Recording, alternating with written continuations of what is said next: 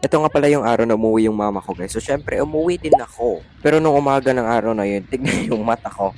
I was supposed to buy a bread that for my breakfast, yung mga tig 5 pesos lang na bread. And grabe yung mata ko, ewan ko na lang, ano lang kasi ako natulog siya AM. So, sirang-sira na yung body clock. And yung mata ko biglang lumaki. And gabi that time, is nakauwi na yung mama ko. And ayun, bumili kami ng groceries and isda for our dinner.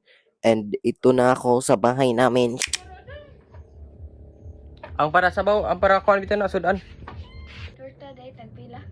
Oh, 'di ba? Naka-Jisoo Life pang ano 'yan sa apoy, guys, kasi sobrang sakit na ng mata ko and binigay yan ng amo ng mama ko. I don't know if may sira siya, pero maingay siya. Pero oh my gosh, Jisoo Life 1K plus yan. Like, oh my god. That's our house, by the way. Hindi ko yan ikaya nakakahiya kasi dyan kami, safe kami dyan. Tapos di din kami nagbabasa ng ulan, even though anesthetic and very uncomfortable siya. Pero still good. Pero guys, ewan ko if ano to, ito yung nabili namin na pala namin kasi nagpanic buying kami kasi sobrang daming post na magba-brown out na daw. Ayun, ilang days na lang daw yung supply ng kuryente here sa Philippines. Nagpanic buying yung kuya ko, napa-order tuloy. And ayan, buy one take one yan siya. Pero I don't know if bibili nyo siya, pero feel ko wag na lang, sa iba na lang kayong shop bumili kasi nasira yung isa niyan, hindi na siya gumana. Pero I don't know if kami din yung may kasalanan or sadyang sira talaga siya.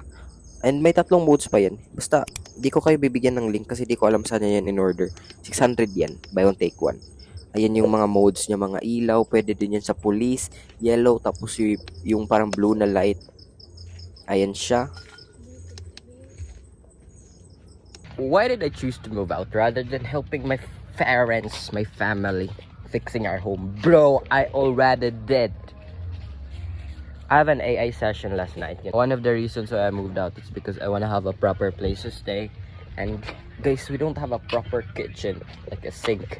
It's because medyo mahirap yung water dito. It's because nasa taas kami na place. As much as I want to move and pull out my family in here, I really don't know how. It's because, mahirap. And I'm grateful for our neighbor kasi doon kami nagkukuha ng tubig. Siyempre nagbabayad din kami, guys. Alam niyo, hindi ko na alam, ipapaayos ba to or lilipat kami, maghanap kami ng something. So my decision was right to move out para magkaroon ako ng bathroom and then kitchen para mas makagawa ko ng maraming videos. And of course, I'm also working. Didn't I deserve a place to stay, a nice place, a comfortable and safe place to stay? And isa pa, pupunta naman yung family ko doon. Like, hello.